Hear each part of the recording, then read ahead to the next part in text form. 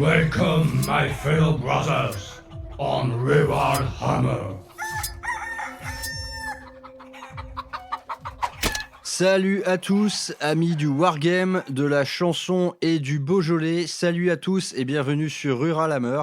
Rural Hammer, le podcast du Wargame à l'ancienne et du Warhammer bien de chez nous. Pour ce nouvel épisode de la rubrique Review, nous allons parler du tout nouveau Codex Orc. Le Codex Orc, c'est toujours un événement au sein de chaque édition de Warhammer 40 000. C'est une des armées, je pense, les plus populaires. C'est une armée quand même qui est relativement assez jouée. Et c'est une armée surtout qui vous présente une des gammes de figurines les plus pléthoriques au sein du jeu. Donc du côté, je pense, des Necrons, des Space Marines et de tout ce qui est lié au chaos, plus ou moins. C'est quand même une armée qui est là depuis le tout début et qui vous offre pléthore de kits, pléthore de troupes, pléthore de grosses figurines, tant et si bien que faire une armée orc, ça peut prendre plein d'aspects différents. Au sein de ce codex, et comme ça a toujours été le cas en vérité, vous pouvez facilement aligner de 4 à 6, voire 7 armées orcs qui n'ont absolument rien à voir l'une avec l'autre. Et justement, avec cette V10, donc qui inaugure un nouveau système de détachement qui encourage bien souvent le jeu et la liste thématique, ce nouveau codex ne déroge pas à la règle et va vous proposer des détachements absolument thématiques en termes de stratégie et en termes de gameplay. Donc, tout comme, par exemple, le Codex Space Marine, on va perdre un petit peu ce qui concerne l'identité des chapitres et donc, concernant les orques, l'identité des différents clans. Jusqu'à maintenant, on avait l'habitude de monter nos armées orques suivant les couleurs d'un clan, comme voilà les Death Skulls, les Bad Moons, etc. Désormais, tout ceci va être un peu occulté devant un nouveau système de détachement qui va vous offrir à la fois plus de liberté dans le list building, plus de liberté dans le choix de ce qui sera votre clan, parce que là, désormais, on n'a plus vraiment de contre-indication. On peut jouer très bien plusieurs clans dans la même armée. Mais donc ces détachements, au lieu de s'orienter vers un clan, vont s'orienter vers un type de gameplay. Ça peut être regrettable pour certains d'entre vous, je pense par exemple à un joueur orc historique Death Skulls, qui jouait sous les couleurs bleues et blanches et qui avait jusqu'à maintenant des petites règles qui illustraient le fait que sur un champ de bataille, il avait de la chance. Tout ça disparaît un peu au profit de gameplay mieux établi quelque part. Donc c'est un petit regret qu'on peut avoir, mais nous allons le voir très vite. Honnêtement, tout ceci s'oublie devant la qualité des règles qui vous sont proposées. Parce que oui, spoiler alert, ce Codex Orc est véritablement excellent. C'est peut-être bien le meilleur Codex V10 à ce jour. Honnêtement, on a eu des très bons codex, les Space Marines, les Necrons proposaient là aussi quelque chose d'infiniment varié. Les détachements avaient tous une identité propre et ce sont des codex également avec beaucoup d'entrées. Ce codex Orc, peut-être qu'il va un peu plus loin, surtout en vérité dans la qualité d'écriture et dans l'offre globale qu'il va vous proposer. Parce que dans ce codex, franchement, ce codex va à la fois faire le bonheur, je pense, des compétiteurs, mais également, il est un pouce au crime terrible en ce qui concerne le jeu narratif, les listes à thème. Bref, à mon avis, quel que soit votre profil de joueur, du plus pro au plus casu d'entre vous, chacun y trouvera son compte, chacun aura son mot à dire. Donc aujourd'hui, je ne vais pas m'attarder sur tout ce qui touche au lore des orques, au modélisme, à la peinture, etc. Tout simplement parce que c'est une armée tellement énorme qu'elle fera sans doute l'objet d'un véritable faction focus que je ferai sans doute accompagné d'un joueur orc vétéran. Aujourd'hui, non, on va vraiment se cadrer dans le codex, dans les règles qu'il vous propose et donc principalement dans les règles de détachement. Je ne pense même pas que je vais faire un tour du côté des datasheets. Globalement, ces datasheets ont assez peu changé depuis l'index. On a surtout affaire à un rééchelonnage des coûts en points qui, pour ma part, je trouve qu'il est de bon ton, il est de bon goût. Mais globalement, on va esquiver un peu les datasheets. Donc, vous n'aurez pas droit au sempiternel. Est-ce que c'est fort? Est-ce que c'est pas fort? Nous, ce qui nous intéresse, ça va être les détachements. Qu'est-ce qu'on peut en faire? Dans quel cadre de jeu on va les utiliser? Et pourquoi pas, après chaque petite exposition de détachement, vous dresser une idée de liste un peu type. Donc c'est parti, on va commencer par la Army Rule que vous connaissez tous. Eh bien c'est la WAG, la putain de WAG. La WAG, donc un tour où vous allez choisir de déclencher la WAG. Ça va vous donner l'accès à l'advance et charge sur toute votre armée. Et ça va également ajouter +1 en force et +1 attaque. Tout en maintenant cette petite règle de l'invulnérable à 5 durant ce tour. Donc ça ne passe plus d'un tour à l'autre. À l'époque, quand vous déclenchiez votre WAG, le tour qui suivait, vous aviez encore quelques contreparties de la WAG en cours. Ce n'est plus le cas désormais. Maintenant, on se focalise uniquement sur un tour et un seul. Mais durant ce tour, eh bien, naturellement, vous allez envoyer une purée très opaque parce que voilà, le plus in force, par exemple, ça fait passer à pas mal de troupes des caps d'endurance assez décisifs. Le plus une attaque, eh bien, déjà, d'ores et déjà, un pack de 20 boys, ça fait une tempête d'attaque. Là, vous allez en faire encore plus. Et la petite save invulnérable va vous donner quand même un petit boost de résilience pas négligeable. Donc, typiquement, voilà, vous allez déclencher votre WAG, vous allez enfoncer l'armée de l'adversaire et durant sa propre réplique, vous serez un peu plus protégé.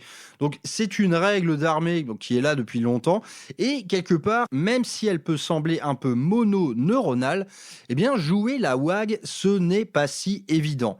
Parce que le déclenchement de cette WAG, il est intimement lié à ce qu'est votre positionnement sur la map. Et donc, ça m'est déjà arrivé de rencontrer des orques qui, par exemple, ils partent trop vite, quoi. Ils déclenchent leur WAG trop tôt, ils ont encore trop de troupes un petit peu éloignées, et du coup, c'est une WAG qui fait prout. C'est une WAG en demi-teinte où à peine la moitié des unités potentiellement pouvant charger y arrive réellement. Donc de la part des joueurs orcs, c'est toujours une certaine forme de gamberge et pour optimiser cette WAG, eh bien on va composer dans notre armée des troupes avec des éléments de mouvement différents. Naturellement, vous allez avoir toute votre cohorte de chariots, vos packs de 10 ou 20 boys, donc cela avance relativement lentement, mais vous allez pouvoir tempérer ça par exemple par l'utilisation de troupes plus rapides comme les Shock Boys ou même de troupes infiltrées comme les commandos. Disons qu'avoir une prise de map la plus tôt possible dans le jeu va vous permettre de ouvrir le champ des possibles en termes de WAG et parfois ça vaut le coup de ronger son frein un tour de plus avant le fameux déclenchement. Donc voilà, les joueurs orcs connaissent ça par cœur, cette espèce cette espèce d'hésitation devant le lancer de WAG, eh bien, il est toujours d'actualité et ça fait partie d'un des éléments les plus rigolos du gameplay orc. Donc tant mieux, la WAG est là, la WAG fera toujours aussi mal. L'advance et charge sur une armée entière, ça nous rappelle les heures sombres des Drukhari, c'est infiniment menaçant, peu de gens vont être capables de s'en défaire. Mais bon, la WAG est là et elle est bien là encore pour 3 ans. Allez, c'est parti, parlons maintenant du premier détachement, le bien nommé War Horde. Donc ce détachement, il est le plus générique au sein de ce codex. Il parle tout simplement d'une énorme horde d'orques. Donc ça peut absolument s'incarner sous toutes les formes que vous voulez. C'est le détachement le plus générique, le plus basique et honnêtement, il est également, je pense, le plus simple à prendre en main en termes de règles.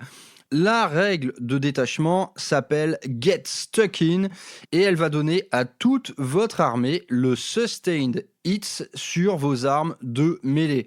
Donc là, difficile de faire plus simple.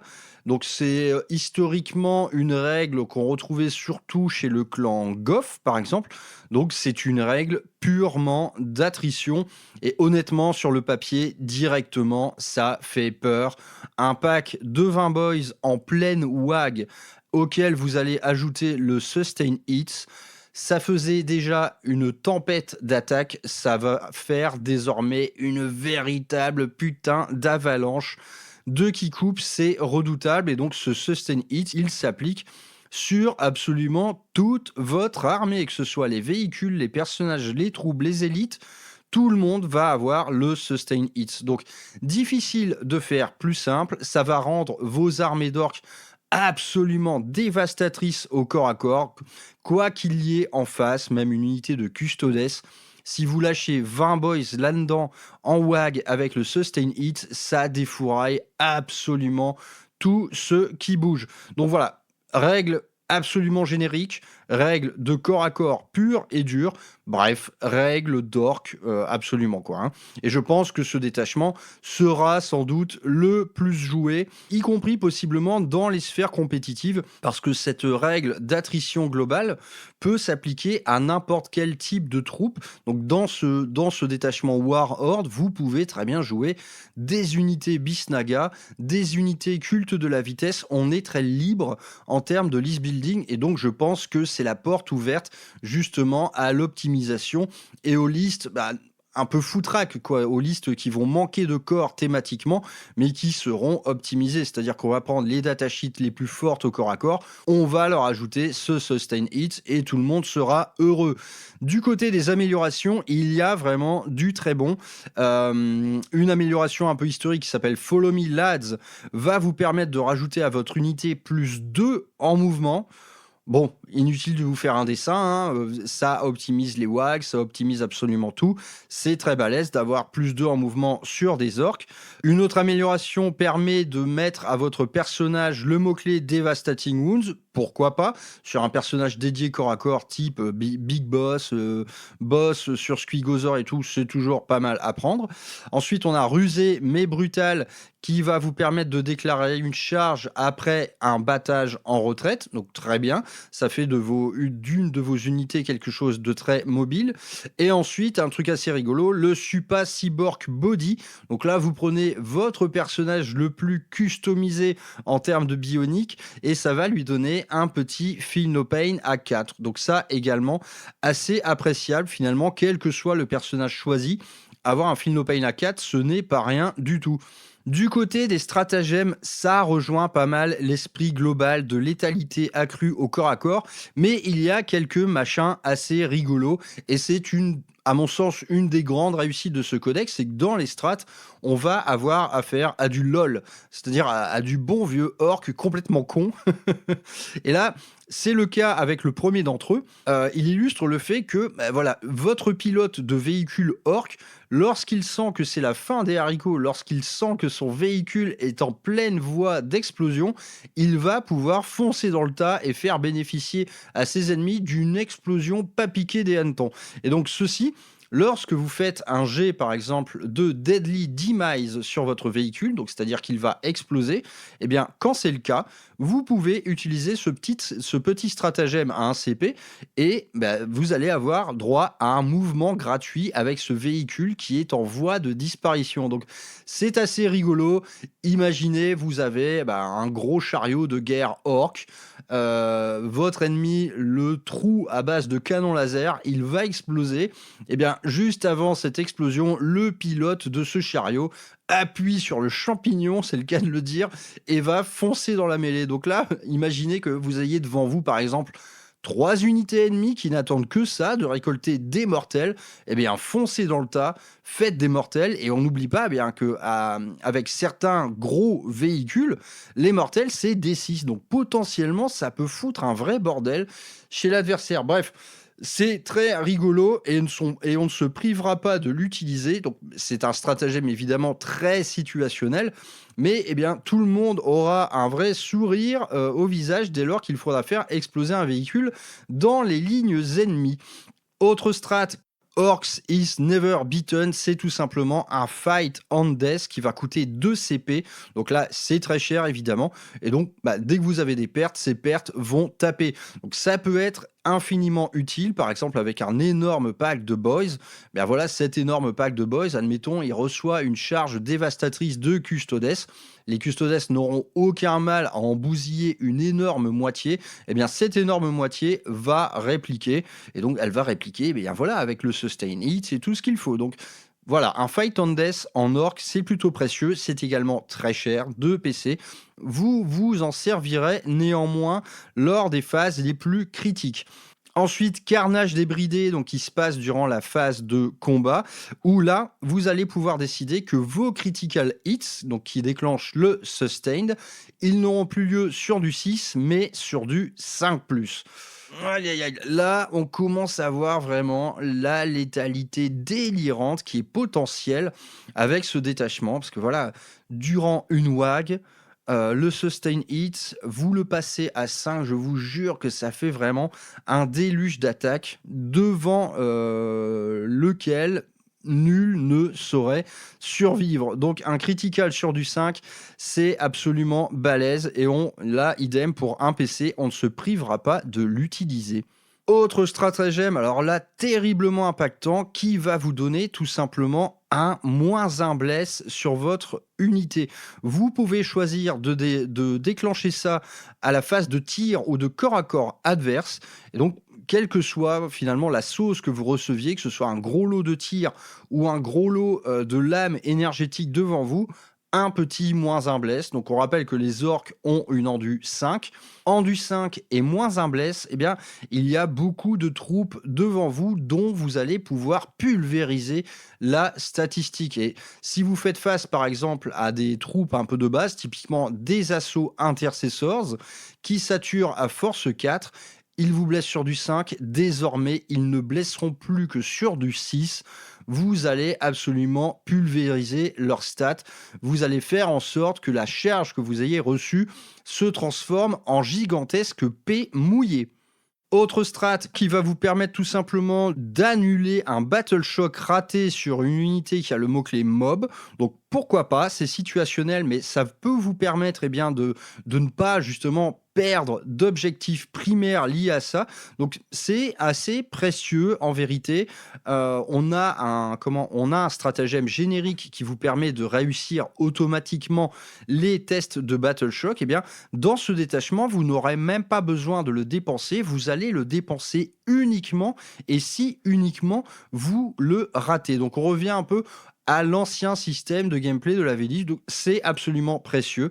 Et dernier stratagème, here we go, et là encore c'est très balèze, c'est qu'à votre phase de mouvement pour un PC, vous allez prendre une unité, et cette unité vous allez ajouter 2 ACG d'advance, et vous allez ajouter 2 ACG de charge.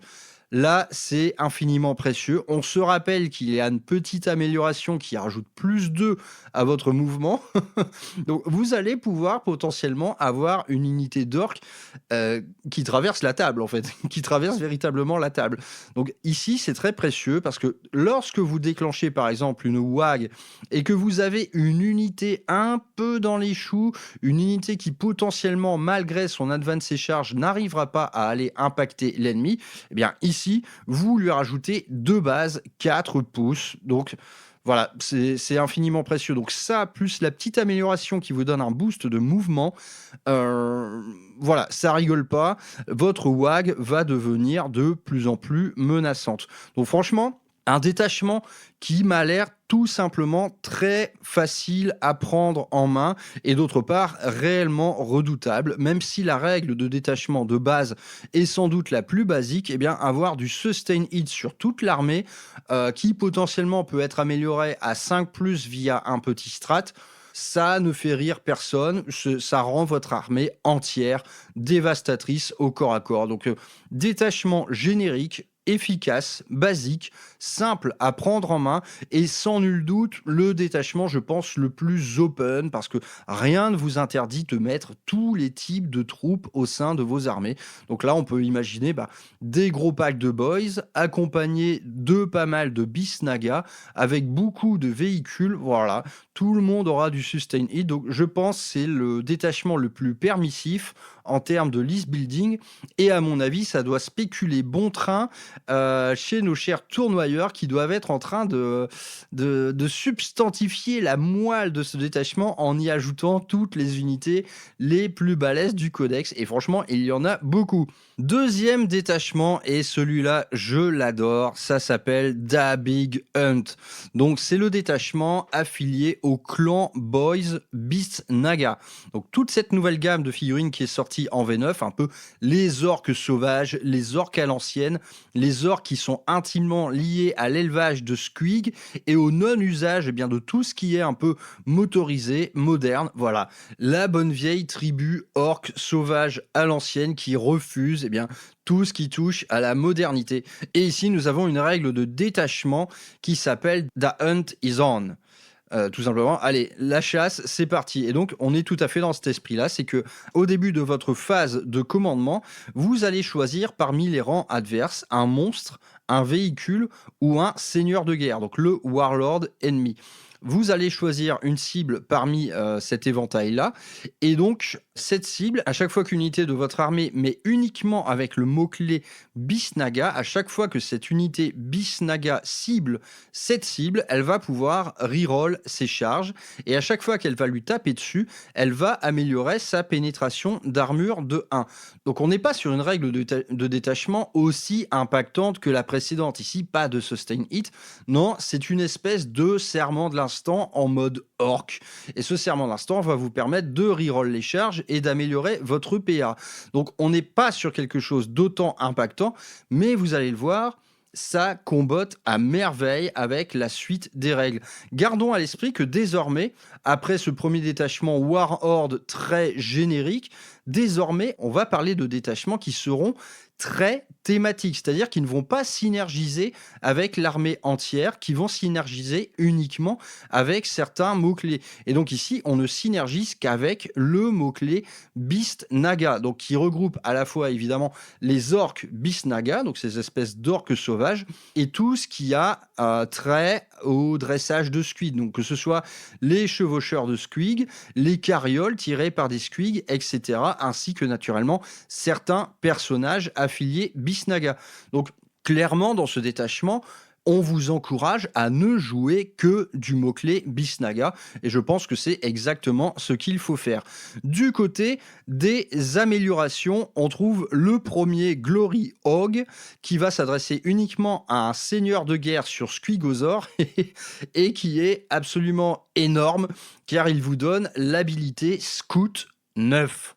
Donc là, imaginez un énorme pack de chevaucheurs de squig mené par un squigozor, il fait un mouvement d'avant-garde de 9. Un mouvement d'avant-garde de 9 avec cette unité-là, c'est absolument l'enfer. Faut imaginer que vous allez traverser la table dès le tour 1 avec une unité mais qui est horriblement forte et résistante. C'est tout simplement glorieux. Donc celui-là, on va évidemment l'utiliser. Et vous avez un deuxième enhancement qui ne s'adresse qu'à un Beast Boss sur Squigozor. Et celui-là, il va donner à toute votre unité un -1 bless. Donc là, chevaucheur de Squig, boss sur Squigozor, on parle d'ores et déjà d'unités très costauds avec des endurances élevées. Et bien là, vous allez en plus lui mettre un -1 bless. Donc les deux améliorations qui s'adressent à des gros packs de chevaucheurs de squig, elles sont aussi bonnes l'une que l'autre, quoi. D'entrée, vous avez ça, c'est absolument menaçant, quoi. Il y a à la fois de l'agressivité avec le Scout 9 et de la durabilité avec un -1 bless. C'est tout à fait excellent. Une autre amélioration vous permet d'ajouter 1 au caractéristiques de dommage des armes de corps à corps de votre perso.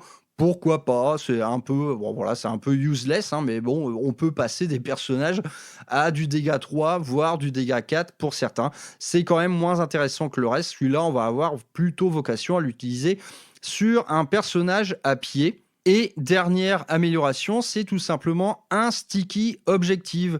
Donc le sticky objective, eh bien, quand on joue orc, pourquoi pas? Parce que lorsqu'on projette son armée entière, évidemment dans le cadre d'une WAG, vous allez forcément devoir abandonner un peu de map control.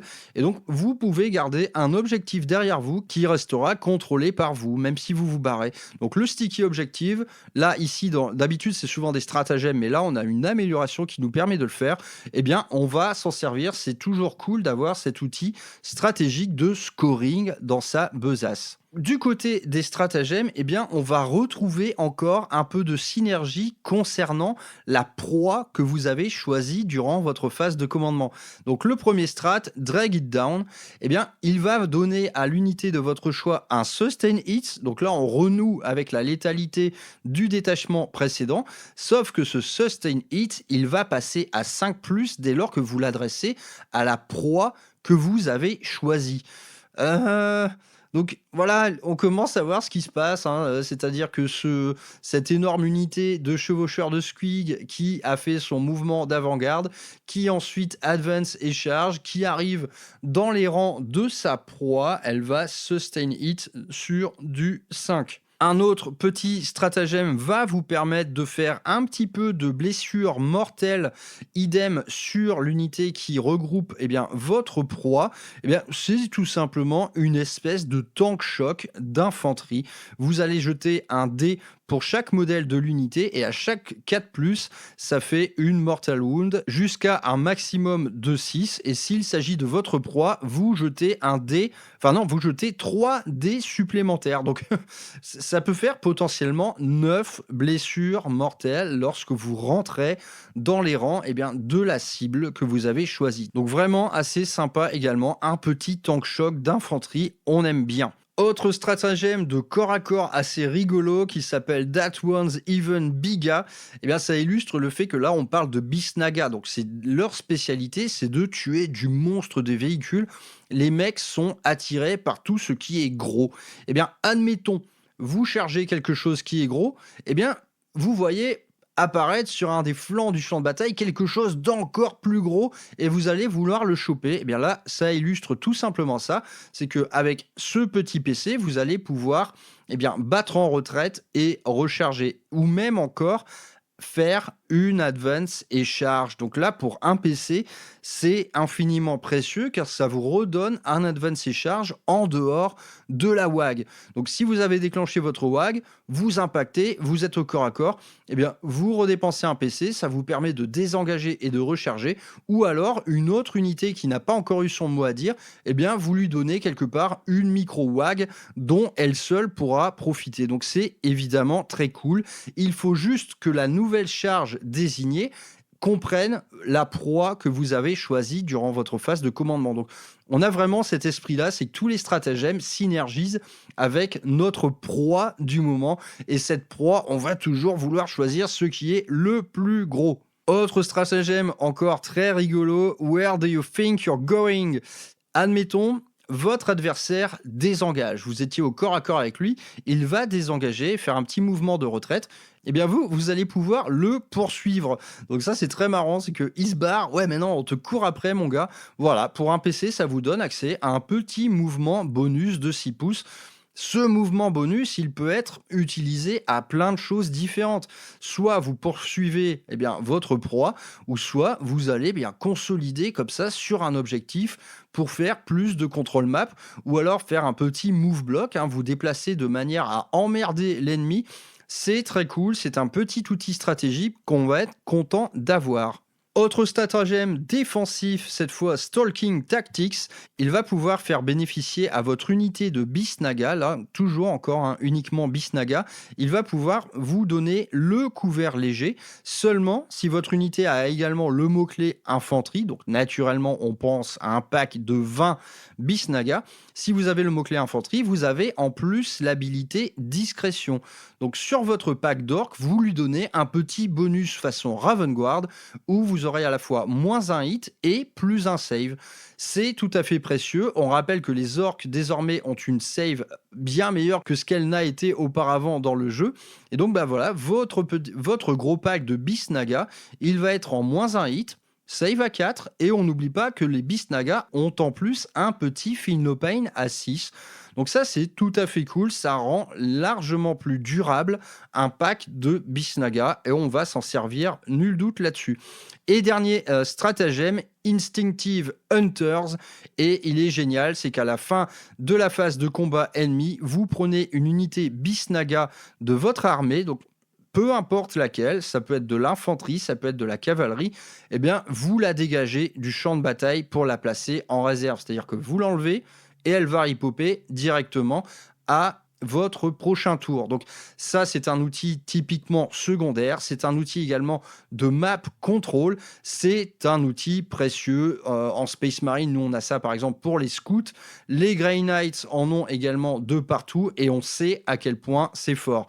Donc ça vous permet vraiment de repolariser les enjeux d'un champ de bataille et c'est tout simplement excellent. Donc, bilan de ce petit détachement, franchement, il est vraiment très bon. Naturellement, la règle d'armée est moins impactante que celle qu'on a avec le Warhorde, mais elle s'adresse à un certain type d'unité, et ce certain type d'unité, il est excellent. Les Beast Naga, honnêtement, toutes les entrées Beast Naga du codex sont très bonnes. Les Beast Naga Boys, ce sont tout simplement des boys améliorés qui tapent avec une force 5 de base, donc qui va passer à force 6 durant la WAG. Ils ont également ce petit Feel No Pain à 6 très précieux que vous allez pouvoir passer à du Feel No Pain à 5 dès lors que vous mettez un petit médic. On a un stratagème défensif qui est complètement absent du détachement précédent. Donc, on peut avoir, par exemple, un pack de 20 Beast Naga avec le mot-clé discrétion, avec le couvert léger, donc avec une save à 4, et en plus avec un Feel No Pain à 5 qu'un médic qui coûte pas cher en points du tout pourra vous donner. Donc ça, c'est cool. On a quand même quelque chose de plus durable. Les chevaucheurs de Squig, c'est pas une mince affaire de les tomber. Eux également, ils ont un Feel No Pain. Ils ont une endurance élevée. Vous pouvez leur mettre un -1 bless via une petite amélioration. Une autre unité peut avoir un mouvement d'avant-garde de 9. C'est globalement tout simplement excellent. Et les petits outils stratégiques que vous avez en plus, comme ce mouvement bonus infiniment précieux, la mini-WAG que vous pouvez déclencher en dehors de la grosse WAG, vraiment, je trouve que tout est bien écrit. Tout est jouable, c'est moins impactant que le Warhorde, mais franchement, on ne va pas se priver de faire une liste exclusivement composée de Beast Naga avec ce détachement. Et donc, puisque ce détachement, je l'aime beaucoup, parlons un peu d'une liste type en Beast Naga. Et là, on va se confronter à un petit problème, c'est qu'en termes de figurines, donc les Beast Naga Orcs sortis en V9 sont tout simplement fabuleux, mais ils vont également poser des petits problèmes de modularité. C'est que par exemple, concernant l'unité de Beast Naga, vous avez 10 orques Beast Naga, mais ils ne sont pas modulaires du tout, ils sont assez monoposes, nous en reparlerons, mais on a le même problème avec les boys standards, donc ça va être difficile de varier les plaisirs en termes de modélisme, et même constat pour les chevaucheurs de Squig, donc dans une boîte, vous en avez 3 plus un nob, malheureusement, ils sont monoposes. Ils sont tous pareils. Donc, j'ai envie de dire, si vous alignez une armée énorme de Beast Naga, ça va quand même se voir beaucoup que vos mecs sont tous pareils. Donc, moi, je trouve que ce petit détachement Beast Naga, il se prête parfaitement à un list building de 1000 points. C'est que pour 1000 points, vous n'aurez pas de figurines pareilles. Ce sera très sympa. Donc, naturellement, on va avoir envie de jouer un énorme pack de Squig, le chevaucheur de Squig, mené par un boss sur Squigozor, auquel on va pouvoir donner soit un mouvement d'avant-garde, soit un -1 bless, donc un bonus de résilience assez conséquent.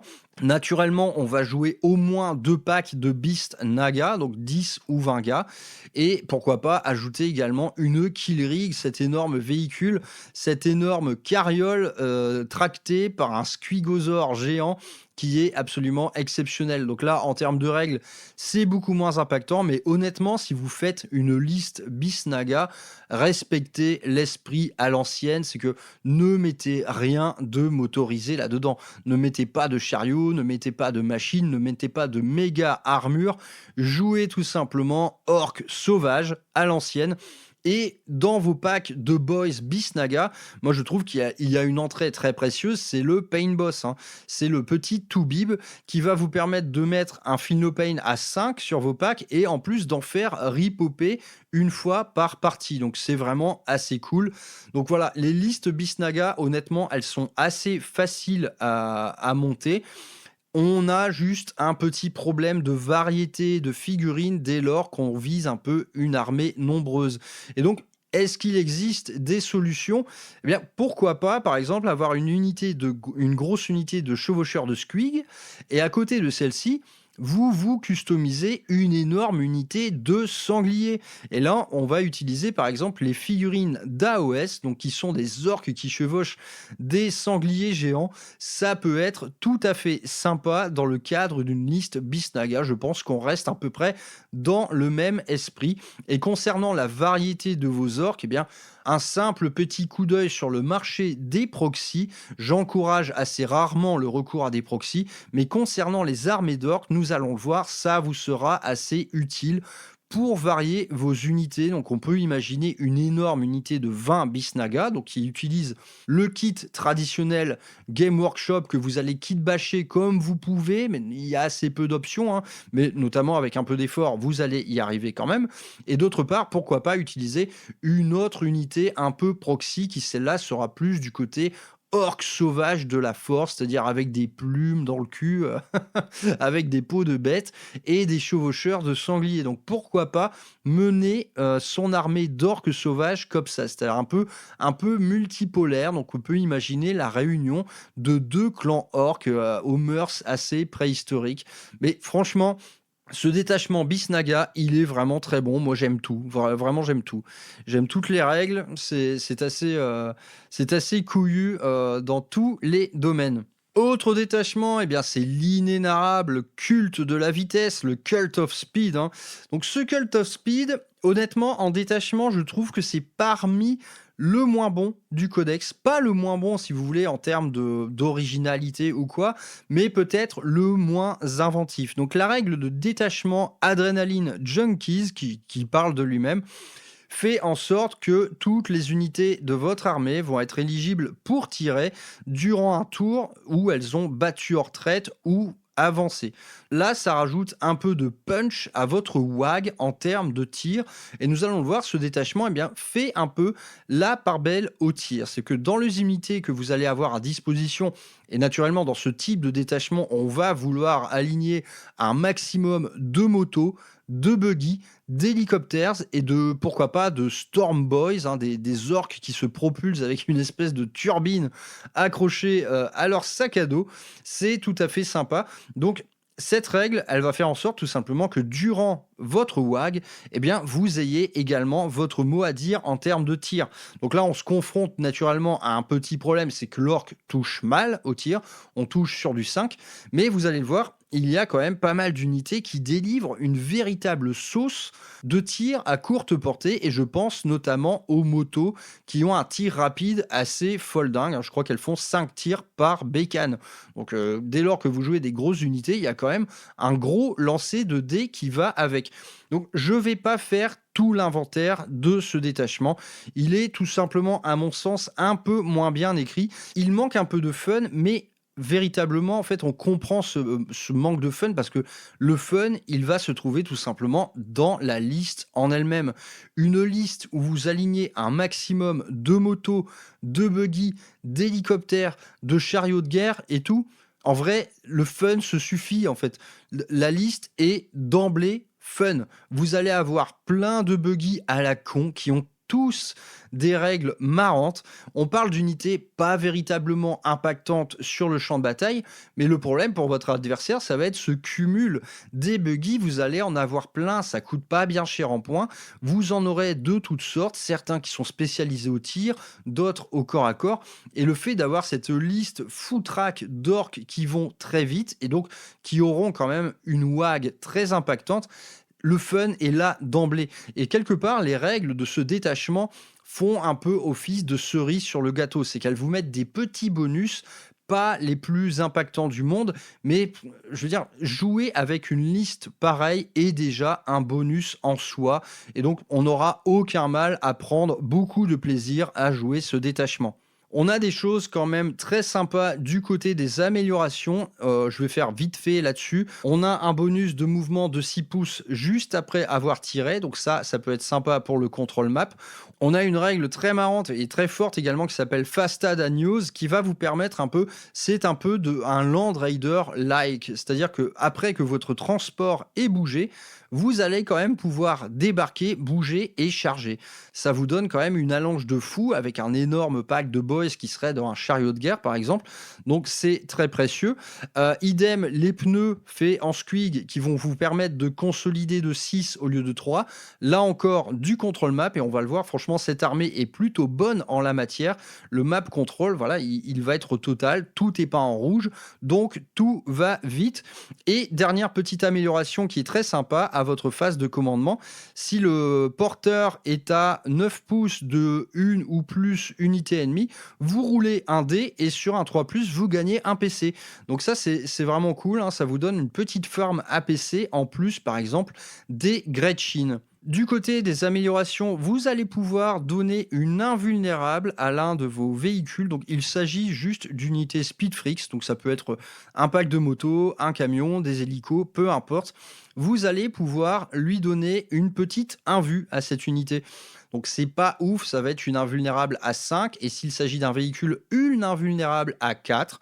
Donc, si vous prenez par exemple l'unité star de votre armée, admettons, vous jouez une espèce de gargante où vous aviez un énorme chariot de guerre, eh bien, lui donner pendant une phase de tir ennemi une petite invue à 4, pourquoi pas, si ce gros véhicule vous est précieux, s'il est sur un objectif, si vous ne voulez pas le voir mourir, un petit PC, une invue à 4, on prend, c'est quand même chouette. Autre stratagème qui va déclencher un test de Battle Shock chez l'ennemi directement. Bon, c'est assez anecdotique. En gros, si vous finissez assez proche de lui, avec vos buggy, avec vos motos, etc., avec vos camions, voilà, vous déclenchez d'office un Battle Shock test avec un -1 au résultat. Stratagème ensuite d'attrition au tir. Là, on va commencer à rentrer dans les optimisations de tir. C'est le Daka Storm. Le Daka Storm va vous permettre de donner le mot-clé Sustain Hits à vos armes de tir. Et dès lors que vous êtes à courte portée, c'est-à-dire à moins de 9 pouces, le Sustain Hits 2. Donc là, on peut le voir sur un pack de motos, un énorme pack de motos, donc qui fait 5 tirs par figurine. Avoir un Sustain Hits 2 sur tout ça, ça va quand même défourailler sévère, hein. Ça va être du gros Daka et vous allez probablement faucher facilement l'infanterie légère qui se trouve en face de vous. En plus de ce Daka Storm, on a accès au Blitza Fire. Et le Blitza Fire, cette fois, ne va pas vous donner le sustain, mais le lethal hits. Et là, idem, petit bonus de courte portée. Si vous êtes à moins de 9 pouces, ce lethal hits va toucher sur du 5. Donc là, idem, un gros pack de moto, qui touche sur du 5 de base, à chaque 5, ce sera du létal. Donc ça peut être très sympa dès lors que vous vous approchez d'une cible avec une forte endurance, avec une bonne sauvegarde, etc. Vous allez pouvoir faire de la blesse auto très cool. Autre stratagème de corps à corps, cette fois-ci, qui vous donne un +1 bless sur l'unité Speedfrix qui vient de charger. Franchement, on prend. Un +1 bless, c'est toujours très précieux. Voilà, ce sera le seul et unique petit punch de corps à corps de cette armée. Pour le reste, il va falloir se contenter de vos profils de base et naturellement de la WAG. Et dernier petit stratagème qui est un stratégique ploy qui va vous donner un petit mouvement bonus. Donc j'ai envie de dire encore un. Donc il suffit de se trouver à 9 pouces de l'ennemi et vous avez accès à un move normal jusqu'à 6 pouces, donc avec n'importe laquelle de vos unités Speedfrix. Donc on voit dans ce détachement, il y a un manque de patate globale, c'est-à-dire il vous faudra vous contenter de la WAG en ce qui concerne l'attrition au corps à corps. Par contre, vous avez quand même accès à une pléthore de petits mouvements bonus. Donc du consolidage à 6, du mouvement bonus durant la phase de mouvement ennemi, du mouvement bonus durant la phase de tir ennemi. Donc il y a quand même des trucs assez précieux. Des stratagèmes d'amélioration de tir à courte portée, évidemment en orc c'est toujours plus anecdotique, mais pourquoi pas. C'est tout simplement du fun en barre, mais la liste que vous allez construire, eh bien, faites-la également la plus fun possible. Mettez des motos, des Storm Boys, des buggy de partout. La gamme en la matière est énorme. On n'oublie pas également de jouer des packs de boys dans des chariots. C'est infiniment précieux. Les chariots, ça coûte que dalle. Donc là, on peut imaginer franchement une liste à 2000 points où il y a un monde fou. Vous jouez par exemple 3 packs de 20 boys, donc voilà, qu'ils soient embarqués ou pas. Naturellement, les gros chariots de guerre avec ce détachement sont tout à fait séduisants car ils vont avoir accès à des petits mouvements bonus, ils vont avoir accès à une invulnérable à 4, ce qui n'est pas rien. Donc pourquoi pas embarquer des packs entiers de 20 boys dans ces énormes chariots, à côté des packs de 10, eh bien, dans des petits trucks, et naturellement une cohorte innombrable de motos, d'hélicoptères qui vont bouger vite, qui vont avoir des bonus de tir à courte portée. C'est du fun en barre et je pense que ce détachement aura son mot à dire en ce qui concerne le contrôle map. Vous n'aurez aucun mal à être partout sur tous les objets de la table. Vos charges naturellement seront impactantes parce qu'on parle d'orc, donc n'importe quelle datasheet est menaçante en la matière. Bref, un petit détachement vraiment très sympa. Il est, je pense, celui-là d'office abandonné en ce qui concerne les listes optimisées. Là, on parle de fun en barre, on parle d'une armée orc entièrement rouge qui va vite et franchement, faites-vous plaisir avec ce détachement, c'est-à-dire que tous les types de buggy, il vaut les faux. Donc on parle également malheureusement d'une armée qui va coûter assez cher parce que les buggy, c'est pas cher en points, ça coûte cher en euros. Vous allez vouloir tous les types de buggy, je pense. Je vais pas faire le liste des datasheets là-dessus, mais ils sont tous marrants. Il y en a qui déconnent 0 au tir. Il y en a qui ont en plus d'autres mouvements bonus. Donc en fait, cette armée, c'est le bordel, quoi. Vraiment, ce détachement, c'est le bordel. Vous allez avoir des mouvements de bonus de partout. Vous avez votre mot à dire en tir. Vous allez pouvoir protéger vos véhicules les plus gros. Franchement, on va se marrer, je pense, avec ce détachement. C'est, je pense, un des détachements les plus drôles du jeu dans sa globalité. Passons maintenant à ce qui est, à mon sens, le détachement star de ce codex, tout simplement car c'est le plus mauvais, mais c'est également le plus rigolo, le plus bric-à-brac, c'est le Dread Mob.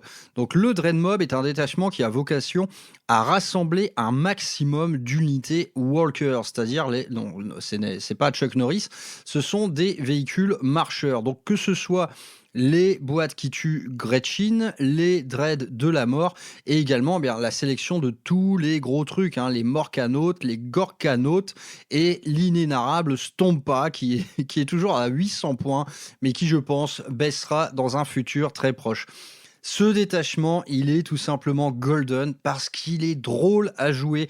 Et ça, c'est une véritable victoire, c'est qu'on voit enfin réapparaître sur les champs de bataille les orques dans leur aspect le plus foutraque, le plus décalé, le plus foireux. Donc c'est un détachement vraiment qui est taillé pour faire de la partie fun, mais seulement il est suffisamment bien écrit pour représenter néanmoins une véritable menace.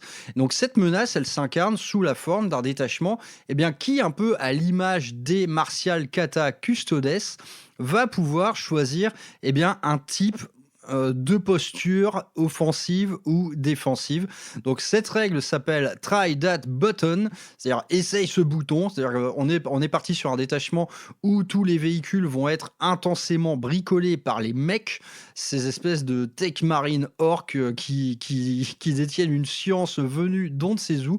Ils croient très fort à ce qu'ils font et ça suffit en orque pour faire quelque chose de dangereux. Donc ce bouton sur lequel vous allez appuyer avec chacune de vos unités mech, walkers ou véhicules grottes, eh bien tout simplement ça peut vous donner donc sur un G2D le sustain hit, le lethal hit ou améliorer votre PA de 2, ce qui est énorme, dès lors que vous allez faire une critical wounds. Donc tout ça est soumis à des G2D, donc c'est aléatoire. Seulement, si vous voulez choisir eh bien, un vrai profil stratégique, donc qui réponde à la cible qui se trouve en face de vous, vous allez pouvoir choisir parmi ces 3 améliorations. Seulement, dès lors que vous choisissez, eh bien, vous gagnez le mot-clé hasardeux. Et ce mot-clé hasardeux, il va être au cœur du gameplay de cette armée. C'est-à-dire que je ne vais pas faire le listing de toutes les améliorations et tous les stratagèmes parce que tout simplement, les règles sont beaucoup plus compliquées cette fois. Elles sont plus touffues, mais à chaque fois, c'est un peu la même chose. Vous avez des optimisations de tir, de corps à corps ou de défense qui vont se faire par contre à un prix potentiellement élevé. C'est que le mot-clé hasardeux va apparaître très souvent. Donc, c'est extrêmement cool et tout de suite on imagine en fait cette liste de rêves qui par exemple va inclure un Morkanaut, un Gorkanaut, donc tous les deux évidemment chargés de boys prêts à en découdre accompagnés de mecs et plein d'autres petits véhicules, donc les boîtes qui tuent, des dreads de la mort et des cohortes de Gretchen qui vont vous permettre eh bien, de farmer du PC. Donc du PC dans ce détachement, vous en aurez beaucoup et du coup vous allez être très dépensier et plus vous allez être dépensier, et bien plus vous aurez l'apparition du mot-clé hasardeux. Donc vraiment, je vais pas tout lire, mais tout est extrêmement sympa. Il y a absolument de tout. Il y a de l'augmentation de létalité, de l'augmentation de défense, de résilience. Il y a des trucs, mais qui vous donnent, enfin, par exemple, qui vont réduire les dégâts de 1 sur vos véhicules. Donc ça, c'est très précieux. Vraiment, tout est bon dans ce détachement et c'est vraiment taillé pour des parties narratives, fun et vraiment l'armée que vous allez monter à partir de ce détachement est tout à fait royale. Je pense que là, on va récompenser un peu les collectionneurs, c'est-à-dire que tous les gars et les joueurs orques en fait sont assez nombreux dans ce cas, c'est que leur armée est souvent faite de bric-à-brac, il y a un peu de tout, il y a du culte de la vitesse, du squeak, des marcheurs. Eh bien, ce détachement-là, si vous avez en stock les figurines qu'il vous faut, ne serait-ce que pour aligner une armée de 1000 points, vous allez vous régaler, c'est une certitude. Et je pense que ce détachement a justement vocation à être aligné sur quelque chose de tout à fait sérieux. C'est-à-dire que face à ce bric-à-brac d'armure, de marcheurs complètement déglingués, aligner par exemple une véritable force opérationnelle de Space Marine, la plus sérieuse du monde. Et je pense que ça va donner des étincelles. C'est que le détachement, même s'il fait rire, il va vous suffire de quelques jets de dés heureux pour parfois avoir des trucs mais qui déconnent zéro, c'est-à-dire que une petite horde de boîtes qui tuent lâchées sur l'ennemi améliorées avec des stratagèmes mais qui ont toutes le mot-clé hasardeux, elles vont faire des dégâts considérables. Et il y a absolument tout dans ce détachement, je pense, pour en faire quelque chose de viable, quelque chose qui aille au-delà de la simple blague. Donc à la fois c'est rigolo, à la fois c'est potentiellement puissant, je dis bien potentiellement parce que dans tous les stratagèmes il y a tellement un prix fort à payer que ça peut tout à fait faire prout, mais vraiment je trouve que c'est une réussite totale ce détachement, c'est quelque chose qui fait ressurgir le côté foireux des orques, ce côté un peu humour orque qu'on aime beaucoup et qui se fait toujours en conjugaison avec la violence. Donc franchement, si vous êtes parti, enfin si vous avez envie de jouer ce détachement-là, jouez-le à fond. C'est-à-dire que réunissez dans votre liste des unités intégralement liées à son esprit. Donc des walkers de toute taille, du plus gros au plus petit, des Gretchin, beaucoup de Gretchin, et parsemer la chose de quelques unités de boys impactantes, donc pourquoi pas elles aussi embarquées dans des chariots. Donc voilà, des trucs pas trop chers, mais des trucs qui vont faire en sorte de rendre quand même cette armée un peu viable, on va dire, en termes de sport, quoi. Donc vraiment, moi je vois... ce détachement, il est vraiment super, quoi. On a trop envie de le jouer. Et pour ma part, j'ai surtout envie de l'affronter, quoi. Faire face à cette horde d'armure, cette horde de marcheurs, avec pourquoi pas en son sein 2 énormes titans.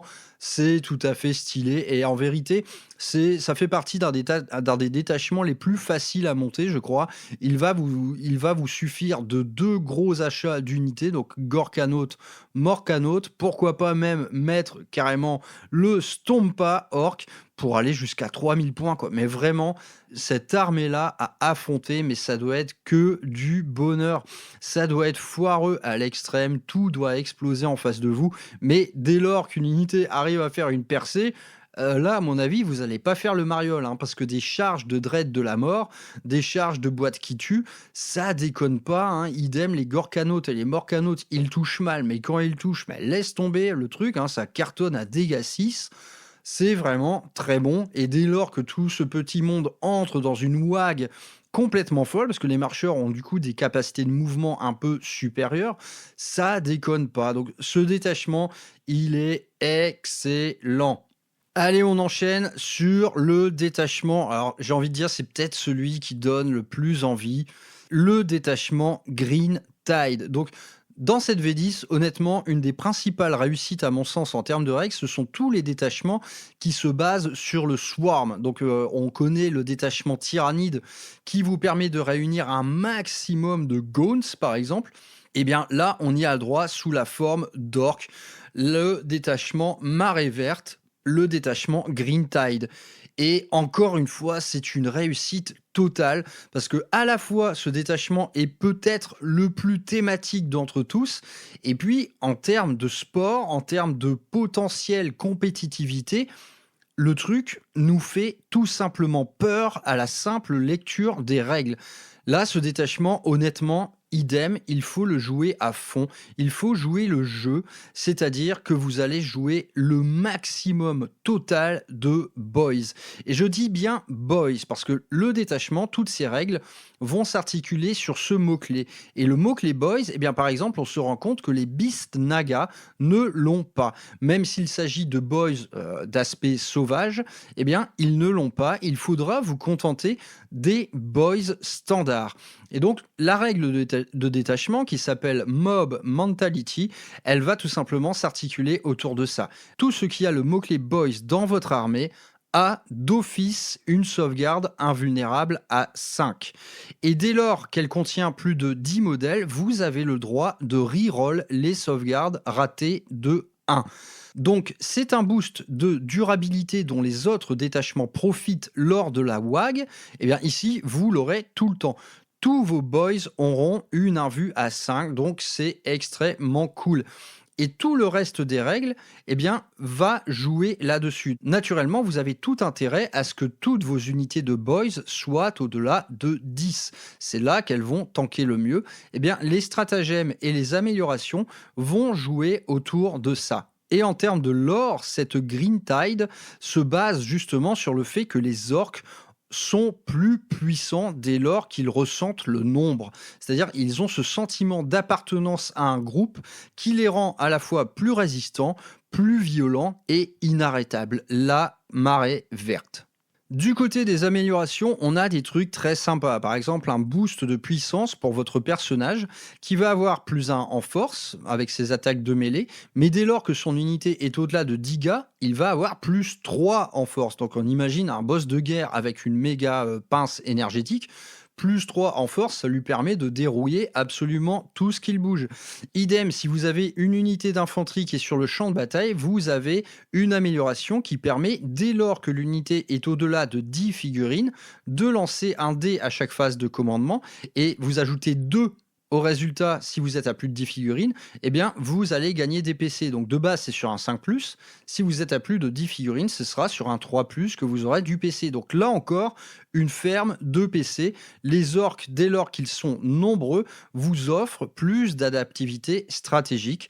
Ensuite, autre petite amélioration où quand vous serez au-delà de 10 figurines, vous allez pouvoir reroll les charges et les jets d'advance, donc très bon également, hein. Ça rend la WAG d'autant plus impactante. Et dernière amélioration, qui celle-ci est plutôt précieuse, c'est que le personnage que vous allez choisir, son unité comptera toujours comme étant au-delà de 10 figurines. Donc elle bénéficiera de toutes les règles de détachement et de tous les stratagèmes associés. Donc là, c'est cool. Naturellement, ce détachement a vocation à rassembler un maximum de packs de 20 boys. Mais si vous choisissez par exemple de jouer également des packs de 10 pour les embarquer dans des trucks, et c'est exactement ce qu'on va faire, je pense, eh bien voilà, vous avez une unité de 10, mais qui comptera comme étant toujours au-delà de 10. C'est une petite option de plus qui vous permet de retrouver plus de synergie que vous ne le pensiez. Et ensuite, les stratagèmes tournent également autour de ça. Ça va vous permettre de synergiser davantage dès lors que vous êtes à plus de 10 figurines. Le Competitive Streak, stratagème à 1 PC, va vous permettre de reroll les blesses de 1, mais si vous êtes à plus de 10 figurines, de reroll les blesses tout court. Un pack de boys qui reroll les blesses, c'est tout simplement infernal. Franchement, c'est extrêmement fort. Dès lors que vous êtes à plus de 10 figurines, votre truc là, mais dès qu'il tape, il peut dérouiller absolument n'importe quoi. Le second stratagème est dans la même veine, Bulldozer Brutality, c'est excellent. Et celui-là, il va vous permettre de taper avec tout le monde. Donc pas uniquement les unités étant soclées au corps à corps, vous allez pouvoir taper avec tout ce qui est à 3 pouces de l'adversaire. Donc ça, c'est la certitude que votre pack de 20 boys, tout le monde va taper. Et donc, si vous êtes dépensier, pour 2 PC, à la fois, tout le monde tape et tout le monde va reroll les blesses. Donc là, c'est vraiment la marée verte inarrêtable. Absolument rien ne peut survivre à ça. C'est une certitude. Autre stratagème qui, cette fois, se fait à votre phase de commandement. Vous choisissez tout simplement 2 unités de boys proches l'une de l'autre, donc 6 pouces. Et bien, pour un PC, ces 2 unités vont compter comme étant à plus de 10 figurines. Donc, encore une fois, ça vous remet sur un plateau les règles de détachement, même sur des unités qui n'avaient plus vocation à les recevoir. Donc là, on peut voir que, ok, la marée verte, ça va être horrible dans les 2 premiers tours du jeu. Il y aura des orques partout. Naturellement, l'adversaire va quand même les égrener, ces orques, hein. Il y aura de moins en moins de monde sur la table. Eh bien, ça n'empêche que vous pourrez toujours avoir accès à vos règles de détachement, même avec des unités diminuées. C'est excellent. Autre strat, Command Lads, et là c'est énorme, phase de commandement, encore une fois, vous prenez une unité de boys et vous allez en ripoper D3 plus 2. Donc vous allez ripoper entre 3 et 5 boys. Ripoper entre 3 et 5 boys, ça va vous permettre de retourner au-delà de 10 figurines et ça va vous permettre également de vous projeter davantage, c'est-à-dire de amoindrir vos distances de charge. Alors là, quand on joue marée verte, c'est golden et ce strat, honnêtement, si vous jouez également des trucs qui vont vous farmer du PC comme les grottes par exemple, des PC, vous en aurez beaucoup et celui-là, franchement, on s'imagine très bien le claquer à chaque phase de commandement. C'est la marée verte, c'est inarrêtable, les mecs reviennent. C'est vraiment chaud et on n'oublie pas que tous ces boys ont une invue à 5, donc ils vont être un petit peu difficiles à dégommer pour votre adversaire et ces efforts pourront être réduits à néant en faisant réapparaître. On imagine également très bien ce truc se comboter avec l'usage d'apothicaires orques, hein. Donc les pain boss et les pain boy, ces Toubib orques vont vous offrir en plus du feel no pain à 5 et ils vont également vous permettre de repop une fois par partie des 3 boys, voire plus, hein. Je me souviens plus exactement de la datasheet, mais bref, quand on cumule tout ça, c'est tout simplement horrible. On se retrouve avec des packs de 20 boys qui ont une invue à 5, un feel no pain à 5, qui vont rip-up une fois par partie grâce au to-bib, qui vont rip-up des 3+2 boys lors de votre phase de commandement. C'est infernal, cette marée verte semble absolument inarrêtable. Autre stratagème incroyable, c'est le Tide of Muscle, qui va vous permettre, lors de votre phase de charge, d'ajouter à votre jet de charge le chiffre du round sur lequel vous jouez. Donc on imagine tour 5, il vous reste un pack de boys, vous allez ajouter 5 à votre jet de charge. C'est absolument délirant. C'est encore une fois un excellent stratagème qui vous donne de la longe, qui vous donne un peu une wag dans la wag, enfin une wag en dehors de la wag. C'est absolument excellent. Et dernier stratagème qui s'appelle Go Get 'em, donc chopez-les, qui va vous donner un mouvement bonus durant la phase de tir adverse. Une fois que l'ennemi a choisi ses cibles, vous allez pouvoir faire un petit mouvement bonus, mouvement qui peut aller jusqu'à 6 pouces dès lors que vous êtes à plus de 10 figurines. Donc vraiment, là, je pense qu'on a tous les outils stratégiques du monde pour jouer viablement ce qui sera une putain de marée de boys. Naturellement, on va tout de suite imaginer le type de liste qui correspond à ça. C'est tout simplement de jouer le maximum autorisé de Battle Line Orc, c'est-à-dire 6 escouades de 20 boys. Certaines pourraient être embarquées par exemple dans des gros véhicules, donc le gros chariot de guerre, qui là en fait est tout à fait adapté. C'est que avec vos boys là, vous avez tous les outils stratégiques du monde. C'est-à-dire que les unités de 20 que par exemple vous n'allez pas embarquer, parce qu'en fait embarquer une unité de 20 ça coûte très cher en points. Ça se fait uniquement via un chariot de guerre, et le chariot de guerre coûte très cher en points, vous ne pourrez pas en mettre à mon avis plus de 2. Donc vous avez tous les choix du monde. Les unités de 20 boys à pied, vous allez leur donner un to-bib, clairement, pour les protéger un maximum, donc un vue à 5, feel no pain à 5. Vous pourrez en rip-up, vous allez les faire advance comme des sauvages. Vous avez un mouvement bonus pendant la phase de tir adverse, et le reste de vos orques, vous allez les embarquer. Donc franchement, moi j'imagine bien la liste. Ok, 2 énormes packs de 20 avec to-bib à pied, 2 autres énormes packs de 20 embarqués dans des chariots de guerre, où là, en termes de QG, vous pouvez vous lâcher, vous pouvez très bien spammer des to-bib pour vraiment avoir une résilience mais totale sur votre armée entière. Mais ne vous privez pas de jouer un petit seigneur de guerre, un boss orc, un mec, etc. Les choix sont nombreux, même un petit psyker, pourquoi pas. Et à côté de ça, 2 unités plus petites, donc 2 unités de 10 dans des trucks standards, dont vous pourrez faire en sorte qu'ils comptent quand même comme étant à plus de 10 figurines pour avoir droit aux règles de détachement. Donc ce détachement Green Tide, il paraît absolument fou. Tout le monde ne synergise pas avec ça. Franchement, tant mieux qu'il n'ait pas mis les Beast Naga là-dedans, parce que les Beast Naga, ce sont des boys en plus fort. Donc là, si vraiment on pouvait avoir sur table 120 Beast Naga qui ont une invue, un Pain qui rip-up et tout, ce serait sans doute un peu trop fort. Là, vous avez les boys de base, mais putain, vos boys de base, ils déconnent zéro. Vous n'avez cependant pas vraiment de recours défensif dans ce détachement. Le but unique, ça va vraiment être d'envahir l'adversaire de boys. Et pour ce faire, vous avez tous les outils du monde. Vous avez des bonus de mouvement, vous avez une résilience accrue, vous avez du rip-up qui raccourcit vos distances de charge. Cette marée verte est à la fois hyper fun et potentiellement infernal. Et donc là, je me pose des questions sur ce détachement. Est-ce que finalement, ce serait pas celui-ci qui sera choisi comme étant le plus compétitif d'entre tous? Je ne sais pas trop. Entre le Warhorde et celui-là, nul doute qu'il s'agit des 2 détachements les plus dangereux, mais en tout cas, on a envie de le jouer. Cette Green Tide Orc, c'est absolument excellent.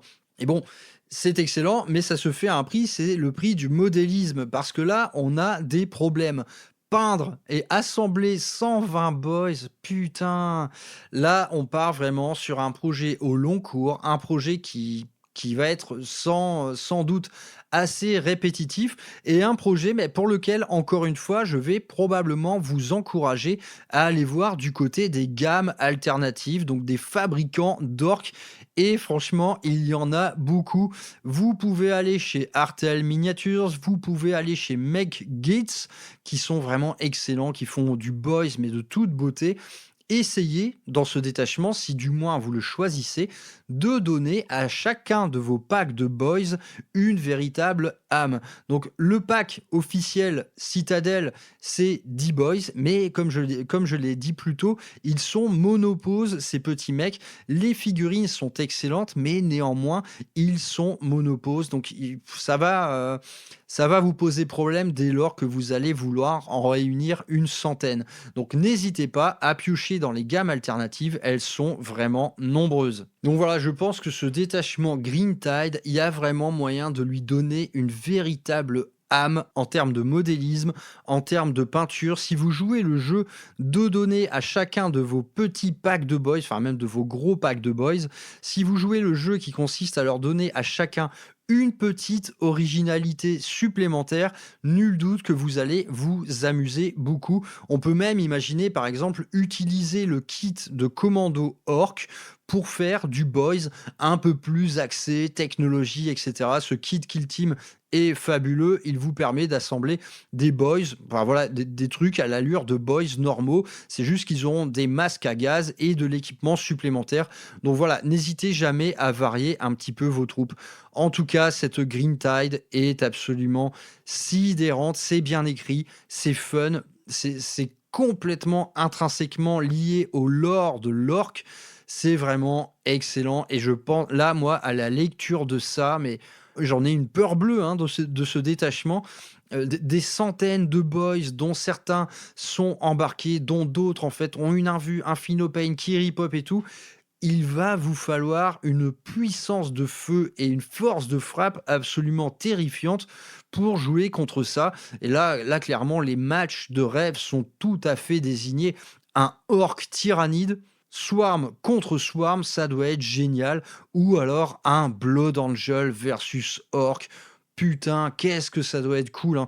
Enfoncer, disons, des packs d'intercessors d'assaut dans ces énormes packs de 20 boys, ça doit être une boucherie intégrale. Là, je pense que ce détachement Green Tide, il doit s'inscrire dans des matchs, mais qui, à mon avis, à l'issue desquels il ne reste plus personne sur la table. Passons maintenant au dernier détachement qui s'appelle le Bully Boys. Et ce détachement a vocation tout simplement à réunir l'élite du clan orc, c'est-à-dire les orcs qui ont le plus de thunes. Donc, donc les orcs qui sont les mieux équipés. On retrouve un peu l'ADN de ce qu'a pu être le clan Bad Moons et on retrouve un petit peu ça. Donc il va s'agir d'aligner un maximum d'élite. Donc tout ce qui a le mot-clé Nobs et Mega Nobs et également jouer un nombre non négligeable de Warboss. Donc on retrouve dans ce détachement un peu l'esprit première compagnie Space Marine. Donc c'est le détachement d'élite, les armures lourdes, les orques les plus gros, tout ce qui a le plus de fric. Je trouve honnêtement que ce détachement est peut-être le moins intéressant du codex en termes de saveur de jeu. On a une dose de fun beaucoup plus tempérée. Il va s'agir de jouer un corps d'élite orc. Mais là encore, le manque relatif de fun venant des règles de détachement est assez tempéré par la satisfaction d'aligner sur table un maximum d'orques en armure lourde. Et franchement, les figurines de Mega Nobs, elles sont excellentes. Je pense que ce kit n'a pas pris une ride, contrairement cependant au kit de Nobs standard qui là commence un peu à afficher le poids des ans. Ça fait partie des designs orc un peu à l'ancienne qui a pas su se renouveler depuis. Donc là encore, c'est un appel clair et net à l'utilisation de gammes alternatives. Et par exemple, du côté de chez Artel Miniatures, les mecs ont fait des méga nobs mais qui sont tout simplement énormissimes, qui sont tout simplement excellents. Donc là, le type de liste lié à ce détachement, ça va être, la consigne va être claire, c'est jouer tout ce qui est lourd. Jouer Gascul Traka, jouer un maximum de méga nobs et jouer un maximum de nobs dans des transports. Naturellement, les boys devront être là. Je pense de toute manière que quel que soit le détachement choisi, les packs de boys doivent être au cœur de votre gameplay, doivent être toujours votre premier choix. C'est l'unité star du codex. Ce sont les boys et les Bisnaga boys. Il n'y a aucun doute là-dessus. Donc ce détachement, il vous offre un peu de tout et sa première particularité, donc de règle de détachement, ça va être de vous offrir une seconde WAG. Cependant, cette seconde WAG, elle va ne s'appliquer qu'aux mots-clés que j'ai énoncés précédemment. Donc Warboss, Nobs et Mega Nobs. Donc ces unités-là vont profiter d'une deuxième WAG et donc il s'agit tout simplement d'adopter un gameplay en 2 temps. Vous allez choisir des trucs rapides, des trucs sacrifiables pour votre première WAG et la seconde vague sera composée de vos élites en méga armure. Donc c'est un gameplay qui ne déconne pas et je pense que tout le list building doit se faire autour de ça. Et du côté des règles, on a quelque chose d'un peu plus anecdotique parce que cette règle de détachement, elle est terriblement impactante dès lors que vous jouiez en fonction de celle-ci. Si vous gardez vos élites au chaud pour déclencher une seconde WAG, l'adversaire, ça va lui faire très peur.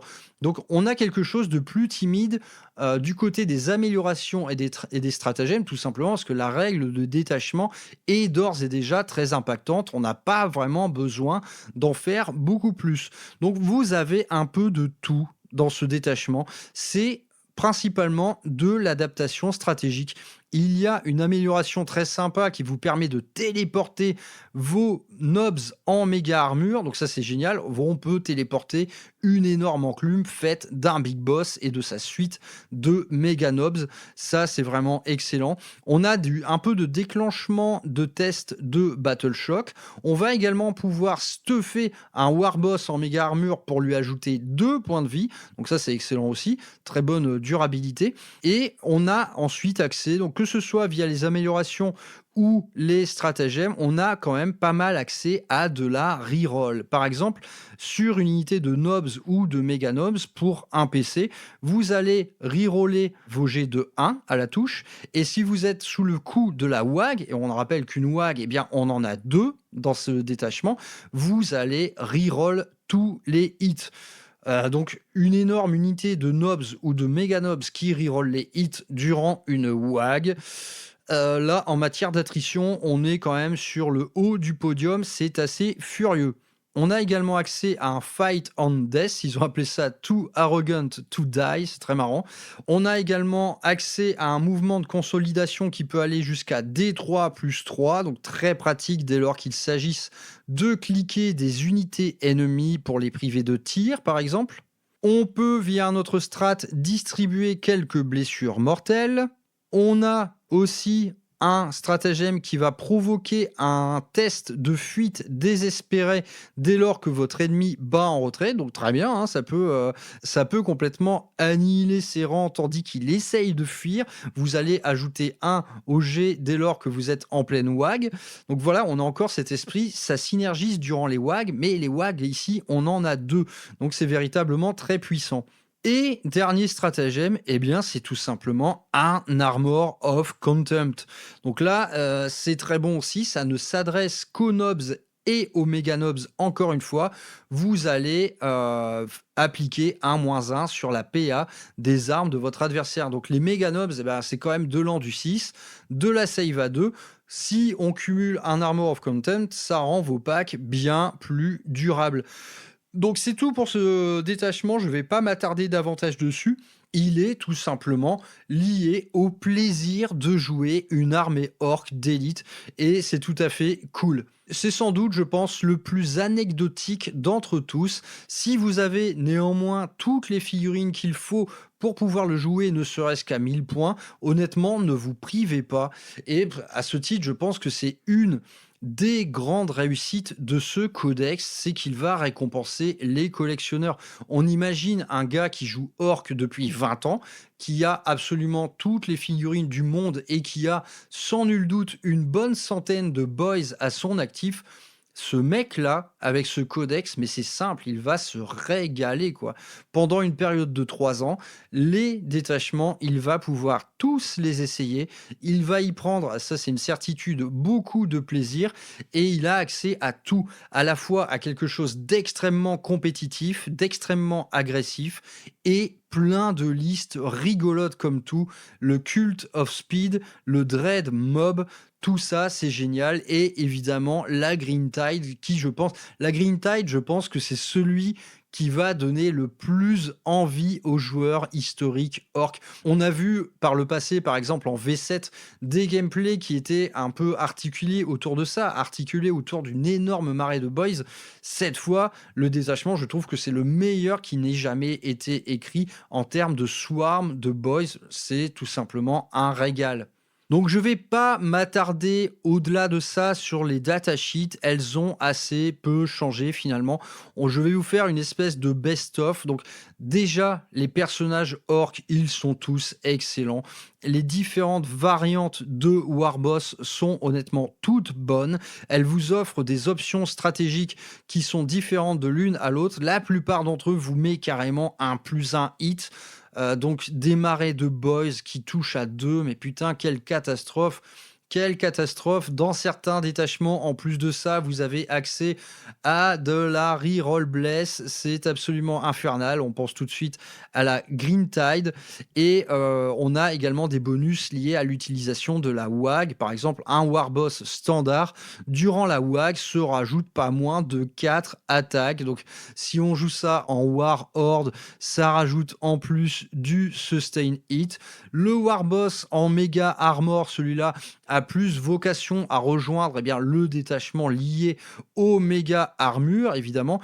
Il a également le +1 hit sur toute son unité, donc pareil, des nobs en méga armure qui touchent à 2, c'est une horreur. Ensuite, on a les mecs et les big mecs, ils sont nombreux. On a le big mech en méga armure, on a le big mech standard, donc qui va être la nouvelle figurine de ce codex orc, la seule nouveauté à vrai dire, mais la figurine est incroyable et le kit finalement est tellement riche qu'il va vous permettre d'en assembler 2 avec des options différentes. Donc les mecs, ils sont vraiment très bons. Ils vont vous permettre d'ajouter +1 au tir sur certaines unités qui ont vocation à ça, quoi. Et donc, on pense par exemple aux petites plateformes de tir que vous allez mettre à l'arrière de vos lignes, accompagnées de grottes. Le fait d'intégrer un Big Mech là-dedans, ça donne un +1 hit au tir et ça commence à déconner 0 du côté tir en orc. Donc, on a quand même cette option stratégique qui consiste à mettre un petit peu l'accent sur le tir. Par exemple, dans le détachement Cult of Speed, qui est assez orienté tir, ça peut être également très sympa. Donc, les mecs, honnêtement, ils sont très bons. Vous pouvez en jouer un en standalone qui va avoir le lone opérative dès lors qu'il se rapproche d'un véhicule. Vous avez également le Big Mech avec son énorme choc attaque gun qui est tout simplement très rigolo et potentiellement vraiment mortel. Le mec, il a quand même D6 plus un tir, force 9, PA-4, dégâts D6. Donc évidemment, ça touche mal, mais vous allez pouvoir trouver des petites optimisations pour le faire mieux tirer. Donc c'est assez cool. De base, il reroll les 1. Donc voilà, encore une très bonne unité. Du côté des Beast Naga, honnêtement, les Beast Naga, toutes les entrées Beast Naga sont excellentes. Elles ont toutes un Feel No Pain. Le Beast Boss, c'est une figurine incroyable, elle est magnifique, cette figurine de Beast Boss à pied, c'est peut-être franchement une de mes préférées dans toute la gamme.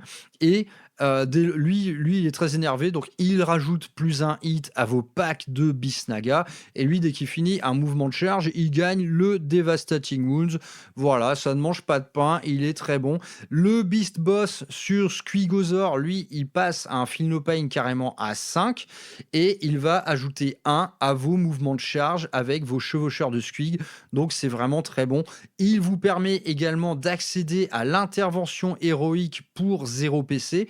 Et en termes d'attrition, ce Beast Boss sur Squigozor, il rigole pas, il tape vraiment comme une énorme brute. Donc dès lors, par exemple, que vous le jouez dans le détachement Beast Naga, si ce mec-là s'attaque à la proie choisie durant la phase de commandement, franchement, ça revient un peu à signer son arrêt de mort. Si vous le jouez en War Horde, toutes ces armes ont le Sustain Hits, donc il va encore être plus mortel. Il cogne vraiment comme un malade mental, et cette espèce de squig requin qui cartonne à dégâts 3, eh bien, il va également faire des gros trous. Ensuite, on passe à, pour moi, ce qui est peut-être un des trucs les plus précieux du codex, ce sont les Toubib. Donc vous avez deux entrées, vous avez le Pain Boss qui est lié au Beast Naga, il a le mot-clé Beast Naga, donc lui il a vocation vraiment à intégrer vos Beast Naga et il leur donne un Phenopain à 5. Il va pouvoir également soigner un de vos personnages Beast Naga, donc très cool, et une fois par partie faire repop des 3 Beast Naga de son unité. D'un autre côté, le Pain Boy avec cette figurine excellente où il contemple cette espèce de méga main bionique. Ces mecs sont vraiment horribles, hein. Les Toubib orcs, c'est vraiment en termes d'imagerie, c'est ok, je vais te soigner, mais putain, avec des outils, mec, t'as pas idée quoi. Oh, elle a quoi cette jambe? Tiens, bah, je te la coupe et ça ira mieux. Je vais mettre un bibelot vissé dessus. Donc, idem, lui, il vous donne un Phenopain à 5. Donc, il sera très précieux, par exemple, dans le détachement Green Tide, hein, parce que cette unité de Toubib, vous pouvez très bien la jouer 3 fois, hein. Vous pouvez accompagner jusqu'à 3 packs de 20 boys d'un Toubib, donc 1 vue à 5, Phenopain 5. C'est absolument horrible. Et là encore, une fois par partie, il vous permet de faire hip-hop des 3 boys. Donc très bien. Les Psykers sont plutôt anecdotiques. C'est pas ça qui va vraiment faire la différence. Cependant, ils sont quand même très fun à jouer. Du côté des spéciaux, vous avez évidemment Gascule qui souffre un peu du fait de ne pouvoir intégrer que des nobs, hein, parce que ça a un peu raboté son endurance. Il passe à endurance à 6. Donc, au vu de la figurine, ça paraît un peu léger. Néanmoins, voilà, ça reste toujours un plaisir d'aligner cette figurine magnifique accompagnée de nobs en méga armure. Je pense que quel que soit le détachement choisi, même en Green Tide, vous allez vouloir probablement le jouer. Ils seront redoutables en War Horde, ils seront redoutables dans le détachement d'élite. Bref, cette unité, c'est toujours golden. Et en notre spécial, vous avez Mozrog, évidemment, qui n'a rien perdu de sa fureur, hein. Le mec est véritablement très, très énervé. Il a une invue à 4, un Phenopain à 5. Il fait de vos chevaucheurs de squig quelque chose d'infiniment menaçant. Cependant, est-il meilleur qu'un Beast Boss sur Squigozor normal qui peut, dans le détachement Beast Naga, le mec, vous pouvez soit lui donner du moins un bless, soit un mouvement de scout de 9 pouces. Est-ce que vraiment Mozrog, avec son attrition accrue, vaut plus le coup qu'un Beast Boss standard sur lequel on mettra une amélioration? Le truc avec Mozrog, c'est que dès lors qu'il s'en prend à une unité monstre ou véhicule, il devient absolument furieux car son arme dégâts 3 va pouvoir passer dégâts 4, voire dégâts 5 dès lors qu'il cible une unité titanesque. Donc vous arrivez sur un Imperial Knight, le mec a quand même de gros soucis à se faire parce que 6 attaques de dégâts 5, vous pouvez sécher un Ika, vous pouvez one-shotter un Ika. Donc c'est extrêmement difficile. Ensuite, les grottes, à mon sens, ils sont indispensables dans toutes les listes. Franchement, ça vous permet de farmer du PC. C'est tout simplement indispensable. Les boys, on va pas revenir dessus, hein, c'est la meilleure unité du monde, les boys. Et en plus, de base, ils ont le sticky objectif, ces petits mecs, donc très bien. En Green Tide, ça vous permet de vous emparer de la map entière. Les Beast Naga sont donc des boys améliorés. Ils tapent un peu plus fort. Et en plus de ça, tout comme Mozrog, dès lors qu'ils s'attaquent à du monstre ou à du véhicule, vous allez reroller les hits. Donc franchement, le clan Beast Naga contre les monstres et les véhicules, c'est tout simplement un enfer, parce qu'en plus, vous allez pouvoir le choisir comme étant votre proie.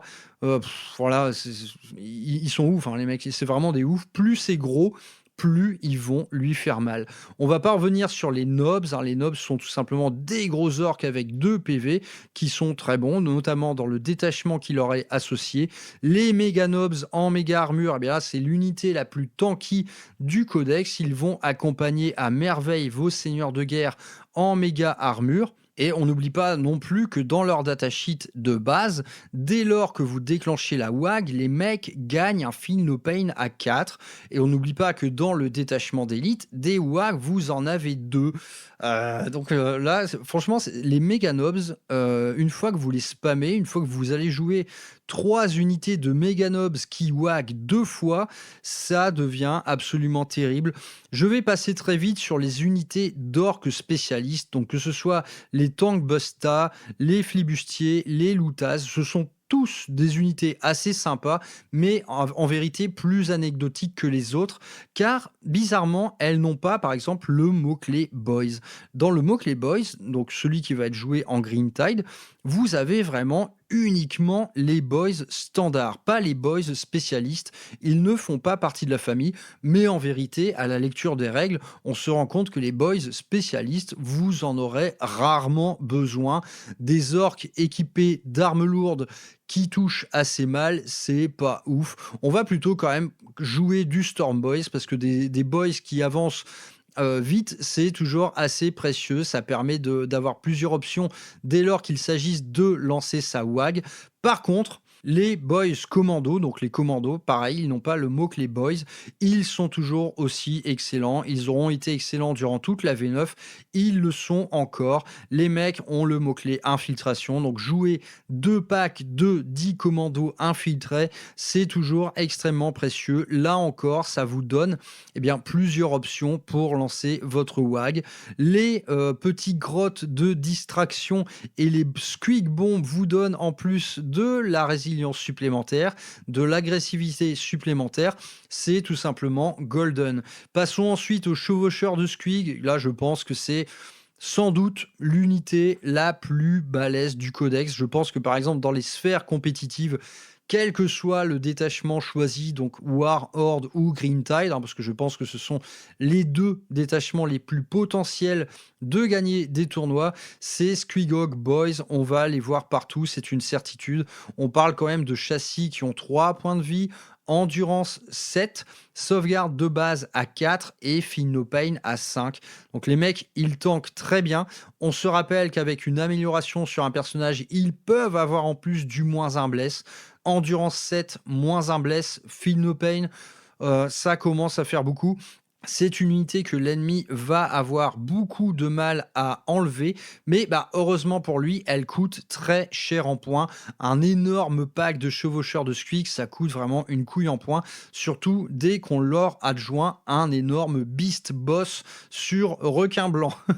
Cette unité, en plus, elle ignore absolument toute forme de malus liée au mouvement, donc c'est-à-dire que malgré leur capacité de projection, l'ennemi ne pourra même pas avoir l'option de les ralentir.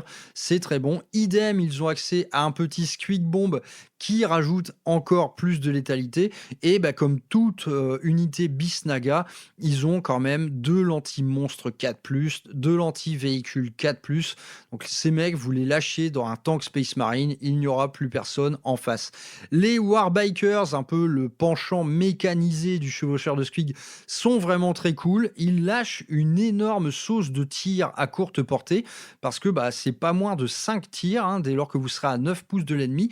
On se souvient en plus des améliorations du culte de la vitesse qui va vous donner le mot-clé sustain ou létal. Donc ça commence à faire beaucoup de tirs. Et en plus, les armes sont jumelées sur ces châssis-là. Donc ça cogne à force 5, c'est jumelé. Et une fois que vous chargez, c'est tout simplement de la bonne vieille attaque de boys. Donc ça reste tout à fait efficace. En plus de ça, vos armes de tir à courte portée gagnent en plus une amélioration de PA, faisant passer vos Twin Dakagun à force 5 PA-1. Donc vraiment, les unités de motards en tir à courte portée dans le détachement qui leur est dédié, moi je trouve que c'est potentiellement excellent, quoi. Ensuite, on a le fameux Trux, donc le penchant du Rhino côté orc, qui coûte vraiment que dalle en points. De mémoire, c'est peut-être 65 points, je crois. Et ce truc, dès lors que vous jouez Green Tide, dès lors que vous jouez War Horde, il est tout simplement fabuleux. Il coûte que dalle en points. Il se soigne d'un PV à chaque phase de commandement. Il vous permet de protéger vos boys. Donc, naturellement, des chariots. Je pense qu'on va avoir des listes orques avec, je sais pas, 5 à 6 chariots, hein. Ça me paraît évident. Ça va être un des trucs les plus joués. Donc là, lâchez-vous sur la customisation de vos véhicules. Ces kits sont très bien foutus, hein, que ce soit le truck ou le battle wagon qui lui va vous permettre d'embarquer 20 boys, vous allez pouvoir les stuffer. Donc ce battle wagon, donc vous avez une pléthore d'armes à disposition, libre à vous de choisir. Il y a cependant un petit dilemme, c'est soit d'améliorer son endurance, la faisant passer de 10 à 12 lorsque vous choisissez de l'armurer complètement, donc c'est-à-dire d'en faire un transport cloisonné, ou soit vous le laissez ouvert, vous repassez à endurance 10, mais tout le monde peut tirer. Je pense que franchement, ça vaut le coup de le passer à Endu 12. Donc je vais m'arrêter là sur les datasheets, on va pas toutes les faire. J'aime beaucoup également les hélicoptères orques, hein, ils sont vraiment cool, et tout comme les motos, une fois à courte portée avec leur arme de tir, eh bien, ils délivrent quand même une bonne sauce. Ils sont quand même très sympas. Ils peuvent faire potentiellement très mal, ces petits hélicos. Et voilà. Ensuite, voilà, vous avez toute la cohorte des buggy. Chaque buggy a sa petite règle spéciale qui en fait quelque chose d'unique. Donc là, idem, en Cult of Speed, vous allez vouloir tous les jouer. Et vous avez des avions également. Les avions, pareil, on les imagine très bien en Cult of Speed. Et pourquoi pas en intégrer également au détachement composé de marcheurs grottes, car certains de ces avions sont pilotés par des grottes. Quant à la paire de titans Morka et Gorka, moi je les trouve géniaux, hein, franchement. Un de chaque dans le détachement des Walkers, c'est tout simplement excellent, et vous pouvez également embarquer une bonne dizaine de boys en leur sein, donc ça on apprécie beaucoup. Voilà, je m'arrête là pour les datasheets. On pourrait y passer 2 heures, hein. Honnêtement, tout est rigolo dans ce codex. Toute datasheet a sa petite règle qui fait la différence. Et je pense que je vous aurais communiqué ce plaisir que j'ai eu à parcourir ce codex orc, vraiment qui est une réussite totale. Il coche toutes les cases. Il y a absolument tout. Il y a du compétitif, il y a de l'agressivité, mais vraiment qu'on peine à imaginer, que ce soit du côté War Horde ou Green Tide, ça fait méga peur, vraiment, quoi. On a envie d'affronter ça, on a envie de jouer ça. Il y a également beaucoup de fun, que ce soit le détachement Bisnaga ou le Cult of Speed, c'est excellent. Et il y a également beaucoup de drôleries, notamment dans le clan des marcheurs, cette armée de marcheurs. Putain, mais il faut absolument que j'en affronte une durant cette V10, avec un Gorka, un Morka, plein de marcheurs, des grottes qui pullulent, des machins qui explosent de partout. Ça doit être marrant comme tout. Et pour varier les plaisirs, vous avez même accès à un peu cet équivalent de la première compagnie Space Marine, donc avec un détachement fait d'élite, nobs et méga nobs qui ont accès à 2 WAG. Honnêtement, ce détachement, idem, je pense qu'il est potentiellement dévastateur, et ça doit théoriser solide du côté des tournoyeurs en ce moment. Je pense autour de ce détachement-là, il y a moyen d'en faire quelque chose d'absolument infâme, je pense. Donc vraiment, il y en a pour tous les goûts dans ce codex orc. Et en vérité, ce codex va grandement récompenser les collectionneurs d'orques. Donc les gars qui en sont par exemple à 10 000 points d'armée, qui peignent des orques depuis 20 ans. Alors là, ce type de joueur, vraiment, c'est un véritable tapis rouge qui s'offre devant eux. Ils vont pouvoir passer toute la V10 à varier les plaisirs, à adapter leur liste, et ne serait-ce le simple exercice du list building avec ce nouveau codex est tout simplement passionnant. Voilà, à mon avis, je vais pas arrêter, quoi. Je vais construire des listes orques juste pour le plaisir, et pourquoi pas refaire plus tard une émission là-dessus où je pourrais vous proposer des listes à dominante marrante, quoi. Des listes un peu anti-opti, anti-méta, mais qui vous offriront une expérience de jeu la plus drôle possible. Et je pense qu'il y a vraiment beaucoup à faire. Donc, je parle de cette catégorie de joueurs orc historiques qui a toutes les armes en main pour s'éclater. Mais parlons maintenant un peu du primo-accédant orc. Là, c'est moins évident, quoi. C'est-à-dire quelqu'un qui veut se lancer dans les orcs en 2024, il va falloir en fait qu'il jette son dévolu sur un type de détachement donné et il va devoir s'y conformer. C'est-à-dire si vous voulez jouer tous les détachements, là, c'est pas moins de 8 000 points d'armée qu'il faut réunir, hein. Et donc on parle d'une armée très nombreuse, une armée qui du coup va coûter très cher, qui va vous demander tous les efforts du monde en termes de modélisme et de peinture, d'autant plus si vous voulez vraiment jouer un peu le jeu du kit bash et donner à votre armée orc un aspect que les autres n'auront pas. Et franchement, il y a de quoi faire. Les gammes alternatives d'orc, il y en a des dizaines, c'est absolument infernal. Il y a du boulot en fait, quoi. Donc mon conseil à celui qui veut jouer orc pour la première fois, qui veut construire une armée, eh bien c'est choisissez un détachement et quelque part, respectez-le, quoi. Par exemple, si on veut jouer Bisnaga, eh bien on peut très bien en gros, on va acheter toute la gamme Bisnaga. Voilà, on achète toute la gamme. Allez, 2 packs de Bisnaga, 2 packs de chevaucheurs de Squig, les quelques personnages Bisnaga, la carriole qui tue. Tout ça, ça vous donnera à peu près une armée de 1000 points que vous allez pouvoir, à laquelle vous allez pouvoir, par exemple, adjoindre quelques Gretchen ou quelques commandos que vous aurez convertis en commandos sauvages, pourquoi pas. Voilà, vous avez une liste à 1000 points Bisnaga, le détachement est prêt à l'emploi, mais vous pouvez très bien la jouer également en War Horde. Et admettons, pour varier les plaisirs, vous voulez acheter des buggy pour faire culte de la vitesse, là, idem, faire une petite liste à 1000 points en culte de la vitesse, c'est assez accessible. Il va vous suffire de quelques transports, quelques motos, quelques buggy de toutes sortes, et hop, votre liste à 1000 points est faite. Et bien voilà, vous avez une liste à 1000 points Bisnaga, une liste à 1000 points culte de la vitesse. Et bien pourquoi pas réunir ces deux armées en une seule que vous jouerez par exemple en War Horde. Quelque chose de plus générique, mais quelque chose qui sera néanmoins redoutable. Donc les options sont nombreuses. Le primo-accédant orc va bien avoir du mal à choisir. Et pourquoi pas choisir la Green Tide, le projet de modélisme et de peinture le plus bourrin du monde. Pourquoi pas? Mais là, honnêtement, il faut avoir les nerfs solides. S'attaquer à la Green Tide, ce n'est pas une mince affaire. Mais vraiment, celui-là, on a vraiment envie. Je vais pas faire un classement des détachements que je préfère parce que franchement, je trouve qu'ils sont tous excellents. Celui qui m'intéresse le moins, quelque part, c'est le War Horde parce qu'il est il est très générique, il est redoutable, hein, il est très bien écrit. Les stratagèmes sont super, les améliorations sont super, mais évidemment, ça se fait au détriment de la personnalité. Et de la personnalité, tous les autres détachements en ont une folle. Donc vraiment, j'aime tout dans ce codex. Ce codex est complètement rural hammer approved car il fait la part belle au fun, au list building, aux parties narratives, tout en n'oubliant pas les optimisateurs, les optimiseurs de codex, les mecs de la méta, et eux aussi vont trouver, je pense, beaucoup de plaisir à aligner des armées d'orcs absolument redoutables. Voilà, je pense avoir dit l'essentiel. On pourrait en parler longtemps de ce codex orc, mais je vais pas faire une émission de 2 heures non plus. Il y en a marre. Et en tout cas, j'ai hâte de retrouver les orcs sur la table.